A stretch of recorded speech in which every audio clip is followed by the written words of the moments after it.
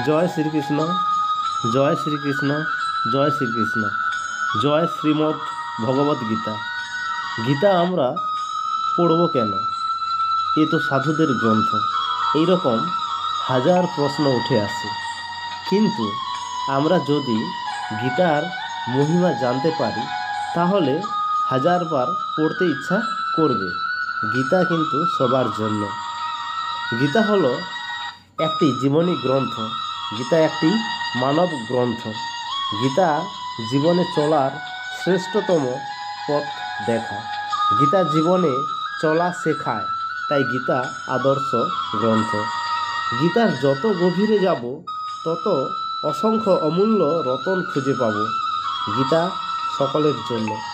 গীতা পাঠ করা বা গীতা পাঠ শ্রবণ করা অমৃত পানের সমান। গীতা পাঠেই ভগবান দর্শন মেলে। সংকটময় জীবন থেকে মুক্তি লাভ পাওয়া যায় এই গীতা পাঠের মধ্য দিয়ে। গীতা শুধুমাত্র ধর্মগ্রন্থ নয়, গীতা তো জীবনী গ্রন্থ। এখানে ধর্ম ও জীবন মিলে একাকার।